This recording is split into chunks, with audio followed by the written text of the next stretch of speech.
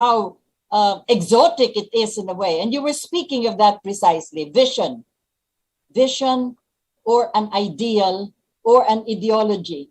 Do they even know how to pronounce these words and exactly what the definition is or definitions are? Why should we, do they ask for a level of idealism from a political leader, from a leader who wants to be president? Why should we ask this?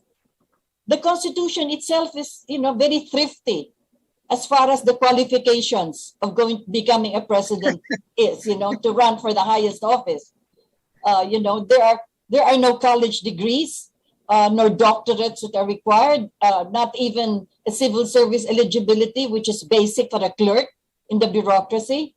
But it is precisely because the majority, we are marginalized from leadership and from the abundance of the few, and we are unattended by the basic services needed for a decent life, most of us anyway.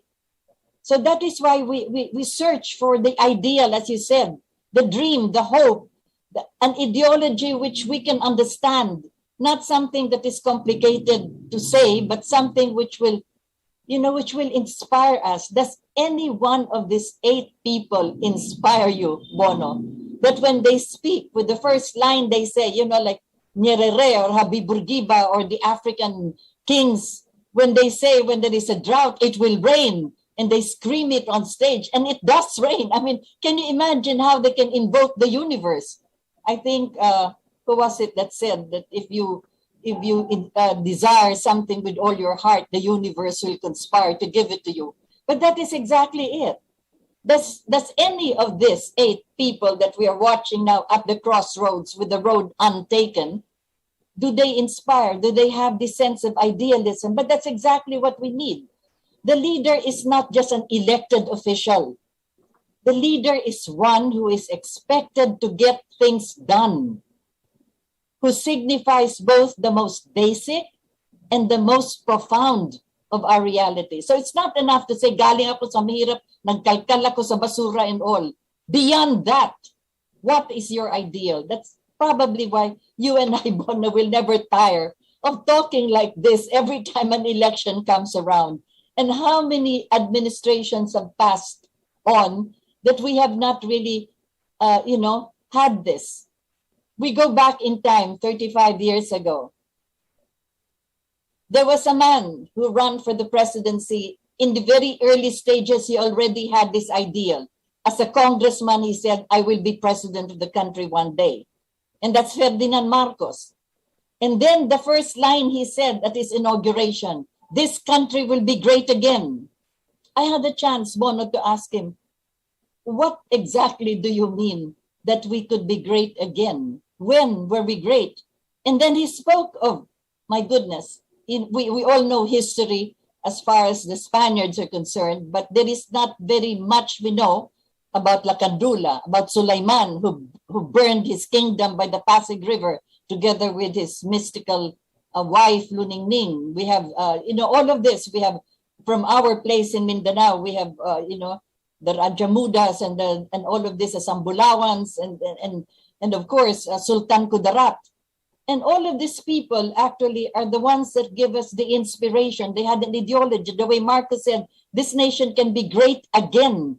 We can go back in time, not just to wear gold in our anklets and in our earrings and silk around our necks, but there is a greatness that can be coming out of every Filipino. And that's exactly what he wrote about in his Filipino ideology, that there is within us the greatness that we can become exactly as what we were before. But that's exactly what I mean, when a person like Marcos speaks, for instance, everybody stands at that. People wait for him for hours, and he would talk for hours likewise, and sometimes in English, and his speeches are so kilometric. His lines have no period in them, and yet people are in awe. Why is this? Because, as you've said, there is something inspiring that he speaks about, that you're elevated, at least for that moment. There's a suspension of disbelief for whatever that may be worth. And as you said, Bono, there is a hope that they bring. There is a dream that our dream that he carries that we could also fulfill, hopefully, within the 6 years? Yes, that is exactly what they present. Now, 8 candidates, Bono, does anybody inspire? Does anybody bring us close to the ideal that you and I perhaps have endlessly, hoped for and dreamt about? You know, Rita, you were mentioning about 8 known popular candidates, but there are 97 of them running. Oh, yes, I forgot. Yes, indeed. Yeah, you mentioned Butch. I got so many sharing that former Congressman Walden Bello is also running. Yes. In support from the left. And I am watching what I've been mentioning in my column as the X factor. I'm watching because he has adopted, as I mentioned previously, a program which travels along the road not taken. But it's not enough to dream. It's not enough. That's the problem. Elections, if dreamers were to be elected, I should have been president a long time ago. After President Marcos, he was trying to convince me to join him. He offered you the vice presidency, Bono. Trying to convince 1985, yes. I remember that. As I mentioned, it's not enough to be a dreamer. It's not enough to be brilliant. It's not enough to have beautiful dreams. But do you have the apparatus? Inspiring is not the problem, Rita. But none of them kasi, among the ones that you mentioned, could inspire the whole country. They can inspire their own supporters, no doubt about it. If you watch the rallies with their supporters, you will think that they'll surely be elected. But that's not the name of the game, as I would say. I know my father also a legendary mayor, Rita, of our town for almost 20 years. That's one person when I was young who could only be compared to one other personality in the country. That's Manuel Acuña Rojas. Manuel Acuña Rojas was also a great orator. But my father in that small town speaks at 11 o'clock in the evening, and there are still people listening, even women carrying their children at 5 o'clock in the morning. I've always been wondering. But he was as they call Robert Louis Stevenson, he was a tusitala, the teller of tales. He can web a lot of stories, of dreams, of hopes, of chances of getting a better life. And he did it. He did it in that small town of ours, which nobody remembers. We mention Katarman, you'll think it's in Samar. No, Katarman, Camiguin, used to be Misamis Oriental. Katarman was born earlier than Katarman Samar. Katarman Samar is more known. Yes. Bono, you were mentioning stories, how a few of our politicians in the past told us stories, but that is what makes a nation. Stories make a nation, and that's exactly what the people would want to hear. What is your story? What is the story that you would want our country to become? That it's very important. All of us, well, you and I, Bono, I can see all the books behind you, and that's exactly it. You enter into a world which you will never be able to visit. You converse with generations past of men and women you have never met. So there you have the stories, actually, which, enlightens our minds. And that's what people want to hear. You were saying that you have women carrying their babies 5 o'clock in the morning, still listening to your father. Why? Because he tells a story. He tells a story about your town, your city. And that's exactly what we want to hear. Not the story of their lives. Ganito ako naghirap, ako nagsuntok-suntok. It's, we've had all of this, as you said. All of these are stories of themselves. What is the story they want to tell the people? Because the leader is a face. The leader is a voice. The leader is an identity of the nation that is real, that is tactile, that is powerful enough to be like a demigod who can make it rain when the fields are parched and stop the flood waters when the rivers are overflowing. That is the kind of story that they want to hear. It's not that build, and all of this 1,500, roads and bridges when we need 1,500 hospitals.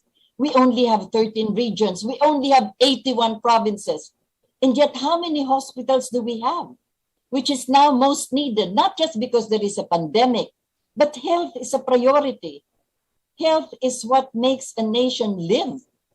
That is the sustenance. Rita, I keep on smiling because the program in this road not taken begins with this. What's the kind of country we're going to have? A country that is defined as a welfare state. What's a welfare state? A welfare state is designed for those who have less in life should have more in law. For instance, health. Health is a function of government. Why should people make money out of health? If anyone is really determined to have a welfare state here, health services should be for free. For free. And there is money here in this country. I've been saying that over and over again for that purpose. Another function of government is education. Why should education be an opportunity to make money? Everybody should be educated up to the universal level at the expense of government. That's welfare state. Okay. Why is it that people here, many cannot work? And they say, we want work, but there is no work. It's because the leaders do not take into consideration what is important is industrialize and develop agriculture in this country. Everybody in Asia, developing countries, has in automotive manufacturing industry. We have the greatest source of iron and steel in this country being imported to other places, and yet we don't have an automotive industry. Indonesia, for instance, has an air industry. Other places here in Asia have a marine industry. Here, there is a beginning of a marine industry before even in Misamis Oriental and in Cebu and in Olongapo. But the government is not helping in the development of this industry. Why? These are the things that should be developed, among others. When Suharto became president of Indonesia, a lot of people were laughing because he was only a brigadier general of the Diponegoro division. Suharto created self-contained agricultural communities all over the place. Why can't we not replicate here in the Philippines? Our farmers need support. They are not getting support. This is the only agricultural country I've heard. No, maybe there are others who have no silos, Rita. Silos for corn, silos for rice. Why? That's why we're being exploited by the middlemen. If you have established silos all over the place, in Mindanao, in the Visayas, in Luzon, there will be no exploitation by middlemen. And rice and corn will be brought down to a level that is much below 40, maybe 30, 20, 25, maybe. It can be done. The problem is we are a consuming economy. We should be a producing economy other than being a consuming economy. We can produce everything here that we can consume. We can have canneries all over the place, Rita, because there are so many fish all over the place, like Misamis Oriental and Camiguin up to Surigao. That is known as the Tuna Highway. Why is it that I do not see any cannery in that area? Why? Government should be talking with people. Look, there is money here. Stop building malls everywhere. You can have malls, but at the same time, you should help build industries in this country. You should have build agriculture in this country. Help. This country is rich in resources. But why are we depending from others? We supply them the materials and they come back here in very expensive products when we can do it here. Like, for instance, perfumes. You know, once upon a time, everybody wears Burberry, Chanel. But alam mo, there are so many flowers in the textures of perfume. The New York manufacturing firm has been using here Sampaguita. And ilang-ilang is the essence of a lot of this, yes. Why can't we do that here? We have so many inventors. Our inventors are not being supported by the government. We have so many artists who can win the Nobel Prize, Rita. We have so many wonderful pianists who can be so to be supported by the people. We have so many writers who can produce a number of books, poems, essays, short stories, novels, and we will be the beacon light on the hill, not the United States of America. The Filipino is a brilliant race. Yes, it's a brilliant race. As I mentioned earlier, I was in an Inter-Parliamentary Union conference, and I hear the Filipinos speaking extemporaneous in human rights and getting a standing ovation. This is about 4,000, some of the top legislators in the world. And that was you speaking. And that was you, Bono, speaking, yes. America, both you and I have been Vice President of the US Ambassador, and at the end of the day, a young American graduated from Harvard. Sir, Senator, I'm afraid we share a mutual misfortune. Why is that? Because you're not American. What of it if I'm not American? Because if you were an American, you can be president of this country. That's how great is the potential of the Filipino. Well, that's Bono, what we symbolize. Everything that you have mentioned, once upon a time, we already had that. Yes. Once upon a time, 35 years ago, you were mentioning, well, let's do it as you mentioned it. You were talking about the arts. The first thing that was constructed was a cultural center of the Philippines, the sanctuary of the Filipino soul. Why? As you said, that is where the greatness we have as far as our creativity is concerned. And yet that was lambasted, and that was, and you spoke of agriculture. We were already producing rice enough. I know. Masagana in some rice and corn were coming out from our I go back in time because, as you said, it can be done. I remember Bong Tanco. He was the Secretary of Agriculture during a cabinet meeting, and it happened. He was telling Marcos, "Let us give the farmers 101% support. Everything they need, fertilizer, loans, etc., and all, and then the kind of seedlings that can produce the miracle rice and all the loans they need from the rural banks, etc. Give them everything." And Marcos said, "What if they cannot pay back?" And Bong Tanco said, "I will answer." He was brave enough to risk it. Masagana 99, full support to the farmers, and that's exactly what happened. We were exporting rice. As you said, it can be done. You were talking about iron and steel and all of this. We had the steel industry, the illegal steel mills. The Jacintos took over that. We had car manufacturers. You remember, how did we call it? The Tamarao. Remember, we were producing at least the beginnings of it. We were also weaving our own textile. We were not dependent on all this imported clothes, etc. Everything else that you mentioned, Bono, it was done already. As you said, is any candidate talking about parliamentary and federal? We already had the foundations of this with the regions that Marcos created, so that every region with the provinces can be self-sufficient and independent of what we in Mindanao call gobyerno asarawang nga tao, a government of a foreign people. That's what we call Manila. We in Mindanao, that's what we call you people here in Manila. Gobyerno asarawang nga tao, it's a foreign country. It's a foreign government.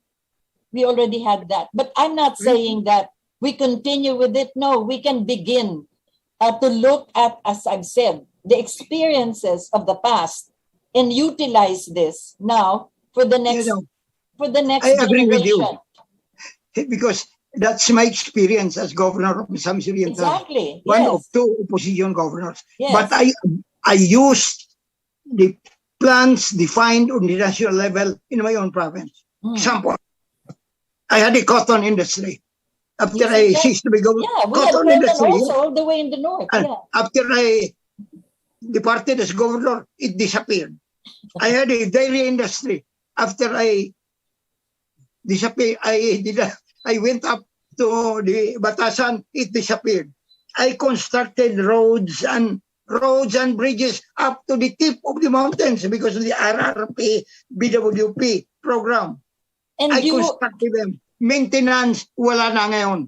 I constructed more than 1,000 shallow and deep wells. Wala na ngayon. That's our problem. Yung hindi lumingon sa pinanggalingan, hindi talaga makarating sa pinaroonan. Because here, politics is always throughout our lives. Partisan politics ends after the election. That's how it should be. A governor is not the governor of his party. He's not the governor of somebody else. He's the governor of his province. And that's what I told our people when I was elected governor and when I was inaugurated in the smallest town. I did not have myself inaugurated in Cagayan de Oro just to signify to the people of my province that even the smallest element of my province has my attention. Let's stop playing politics, partisan politics. And when there will be elections again, okay, let's play partisan, but not between now and the next election. We should forget politics. And I showed it, Rita, in the way I was governor of my province. Somebody, as I was telling you last time, the uncle of President Belais, Vice President Belais, came to see me. Governor, I'm resigning. Resigning from what? Resigning from the chairmanship of Medicaid. Why? Are you incompetent? No, I've been attacking you during the election. I've not even heard what you said. And I don't care what you said about me. My question is, are you competent to continue with the job and that you will not play partisan? So, yes, Governor, I can do that. Okay. Resignation denied. You can continue. After getting out of the office, he was telling everybody, mahusay pala itong governor. I was sorry about what I said about him during the election. That's how it should be. That's how we should play politics. Exactly. And to think, Marcos Bono. Rita, by the way, Yeah. when Marcos called for a conference in Malacanang, I was the only opposition personality who went there. They called my attention. Bono, why are you attending the conferences, Marcos? By gum, he's president of the country. I'm governor of my province. Who is going to represent my province if I don't attend a conference called by the president? Let's forget about partisanship. If it's good, we adopt it. I adopted barangay water program, rural roads program, the agricultural program, the dairy product, reorientation of the Filipino, because they are good. They are good. That's what we're trying to say, Bono. Sayang kasi lahat ng nagawa na noon, nawala. As he said, your artesian wells and all of this disappeared. Why? Because another administration took over and they did not want the continuity, but because of partisanship. Yes, that's precisely it. Now, when you speak of partisanship, what do we have now? Wala yung parte-parte. It's not partisanship. It's taking a part here, a part there. We don't have any party system. I'm really playing with words. There was a time then during your time where you had just the main administration party and then you had the opposition. Nacionalista, liberal. Or you had the KBL and then you had the opposition. Nowadays, you have 100 political parties or wherever people feel convenient that they would set up one. What is the COMELEC doing with all of this? They're supposed to have, the rules and regulations before you can set up a... Nowadays, look at these 8 people standing at the crossroads. Is anybody talking about their party? The party that they belonged to in the past that they are still maintaining now? No. Even the son of Ferdinand Marcos is in a different party from the Nacionalista or the KBL. It's a federal party of some sort, established by Marcos loyalists. I mean, all of this, I don't know if changes should be undertaken, or I am a little backward as far as changes are concerned. But then again, let us look at these 8 men and 1 woman standing at the crossroads, looking at where they're supposed to go. And many of them have the word roadmap. This is the roadmap of my administration. But what road are they taking? That's the question. So again, we're addressing now our voters. Tingnan ninyo ang mga pagmumukha nitong mga taong ito. The leader who wants to be, the person who wants to be the leader. That is so important, because I don't know, the leader must have that gift or that grace of eloquence to be able to inspire the people. But he must also have the strength of character to go against the evil that is inflicting society, So the leader is constantly acquainted, as I've said, with that eloquence and that command of both the language and the idea and the mind and the heart that can be able to elevate the people's dreams to a level that they feel that it can be achieved, or that he can achieve it for them. So you see how important it is, the leader is like poetry. Here we are, Bono, with our points again. Weaving with words something that is truthful, that is transforming, that is inspiring, that is even prophetic in a way, and producing something out of nothing. That is what a leader should be. That is what we look at these 8 faces and find out. Can this leader, do all of this? Or what was that person just destined by history or created by circumstances? But the leader must create himself at this particular moment, recreate exactly the ideals of the nation itself.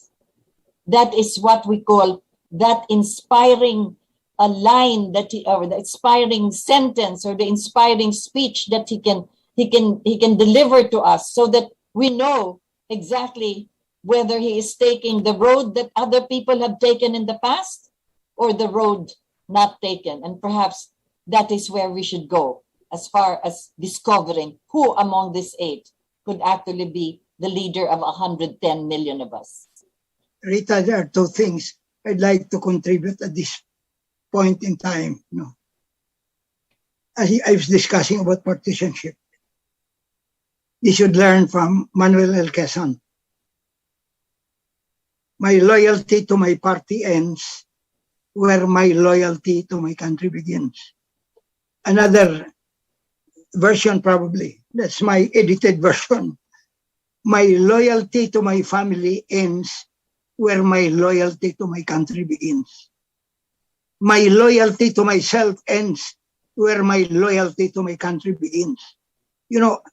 I am really a prisoner of my character, my integrity, and my discipline, my ideals. Yeah. I am such a prisoner, and I cannot help being emotional about it. And maybe you should really read some more and imagine, like what William Blake has said in Auguries of Innocence, to see the world in a grain of sand, and a heaven in a wildflower, hold infinity in the palm of your hand, and eternity in an hour. If they could listen, they could read, and then challenge their mind and their imagination to achieve the things that are achievable, we will get somewhere. We'll get somewhere. And that's what we should be doing. We really should get somewhere by reading and by remembering and by dreaming. One big and by question. Doing. Yes, exactly. We've gone through this so many times, Bono. In interviews that are being conducted by our reporters, perhaps one question they should not forget to ask is, yes, what are you reading? What books are you reading now? What books have you read? That will be indicative of the character of the person. That's what you're saying. Books. Exactly. All the quotations that you have are all coming continue reading. Some of the books I cannot mention because they contain secret formulas for the present and the future. But Il they Principe. should read Freud. They should read Kennedy, the Kennedy speeches. They should read Marcos, New Society. Yes. They should read Thomas Filipino Jefferson. ideology. Marcus has a book on the Filipino ideology to find out what is They within should us. read that. No? Yeah, precisely. They should read the speeches of Franklin Delano Roosevelt, the New Deal. They should read the dreams of Muammar Gaddafi for his own country. Yes, The Green Revolution. Yes, the book is translated into English. They should yes. read that. Gaddafi's book on the Green Revolution. They should read that. And They maybe should they read should also history. Yeah, they should read history. The 700 history, years of the Islamic biographies, civilization. Yes. biographies, even within the ASEAN countries. They should read the biography of Lee Kuan Yew. Because should read the biography of Zhou Enlai. They should read the biography of